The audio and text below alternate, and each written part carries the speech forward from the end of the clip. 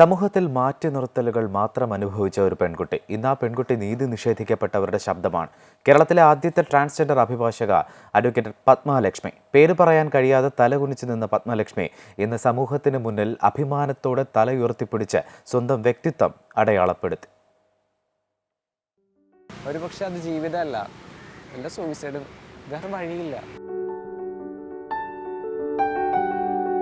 തല ഉയർത്തിപ്പിടിച്ച് ജീവിക്കാൻ സാധിക്കുന്നുണ്ടെങ്കിൽ ഞാൻ എൻ്റെ വ്യക്തിത്വം തുറന്നു പറഞ്ഞതുകൊണ്ട് മാത്രമാണ്.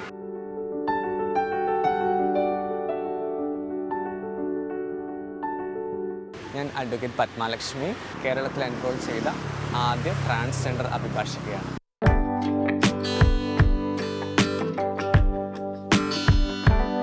ഞാൻ 10ാം ക്ലാസ്സിൽ പഠിക്കുന്ന സമയത്ത് വെച്ചിട്ട്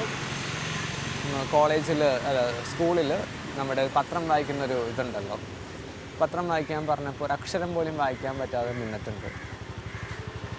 ആരും എനിക്ക് സമൂഹത്തിനെ ഫേസ് ചെയ്യാൻ പേടിയായിരുന്നു. എനിക്ക് ഞാനല്ലാത്തൊരു വ്യക്തിയായിട്ട് മറ്റൊരിടത്ത് ഇൻട്രഡ്യൂസ് ചെയ്യാൻ ഭയങ്കര ബുദ്ധിമുട്ടായിരുന്നു. അതിൽ നിന്നെല്ലാം അത്തരം ഇൻട്രോവേർട്ടഡ് ആയിട്ടുള്ള വാക്കുകൾ മുറിഞ്ഞു പോകുന്ന വ്യക്തിയായിരുന്നു. ഈ പ്രശ്നങ്ങളെല്ലാം വളരെ കാര്യമായിട്ട് ബാധിച്ച് നാണം കെട്ടിട്ടുണ്ട് പലയിടങ്ങളിൽ. ഈവൻ ഒരാൾ പേര് ചോദിച്ചാൽ പേര് പോലും പറയാൻ സാധിക്കാതെ വിക്കി വാക്ക് മുറിഞ്ഞു നടക്കുന്നൊരു കുട്ടി. എനിക്ക് മറ്റൊരു ലോകമില്ല, മറ്റൊരു ഫ്രണ്ട്ഷിപ്പ് സർക്കിളില്ല. പക്ഷേ ഞാനെന്ന വ്യക്തിക്ക് പത്മലക്ഷ്മിയായി സന്തോഷത്തോടു കൂടി ജീവിക്കുമ്പോൾ, അഭിമാനത്തോടു കൂടി ജീവിക്കുമ്പോൾ എനിക്ക് ട്രാവൽ ചെയ്യാൻ യാതൊരു ഭയമില്ല. എനിക്ക് റിയാക്ട് ചെയ്യാൻ അറിയാം. എനിക്ക് ഏറ്റവും അഭിമാനമായിട്ട് കാണാൻ സാധിക്കുന്നു അച്ഛനും അമ്മേനെ മനസ്സിലാക്കാൻ സാധിച്ചു എന്നതിൽ ഞാൻ ഒത്തിരി സന്തോഷം അറിയിക്കുന്നു. കാരണം അതൊരു വലിയൊരു കടമ്പയാണ്. അച്ഛനും അമ്മയ്ക്കും മനസ്സിലാക്കാൻ സാധിക്കുക, അവരെ ചേർത്ത് നിർത്തുക, അതൊക്കെ വലിയൊരു പ്രധാനപ്പെട്ട കാര്യമാണ്. എൻ്റെ ഒരു ലൈഫിൻ്റെതായിട്ടോ ഞാൻ പറയുന്നത്. എനിക്കങ്ങനെ ഡോക്ടർ ഇത്രയും പറഞ്ഞപ്പോൾ ഞാൻ പറഞ്ഞു, 2 ദിവസം ജീവിക്കുന്നെങ്കിൽ ഞാൻ ഞാനായിട്ട് ജീവിച്ച് മരിച്ചോട്ടെ, എനിക്കൊരു കുഴപ്പമില്ല അതിൽ. പക്ഷേ എനിക്ക് സന്തോഷത്തോടെ ഈ ലോകത്ത് ജീവിക്കണം.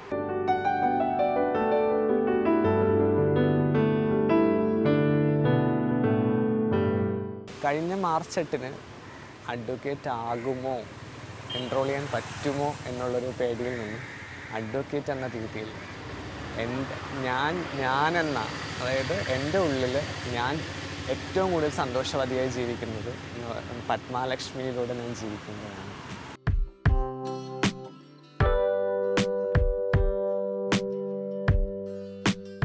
സ്വന്തമായി ഓഫീസ് തുടങ്ങി.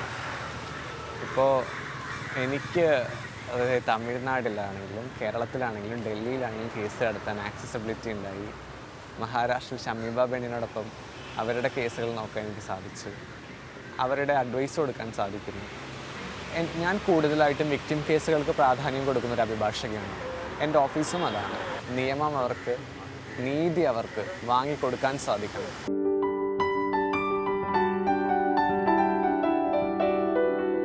മാറ്റി നിർത്തപ്പെട്ട ഒരു വിഭാഗത്തിൻ്റെ പ്രതിനിധിയാണിന്ന്.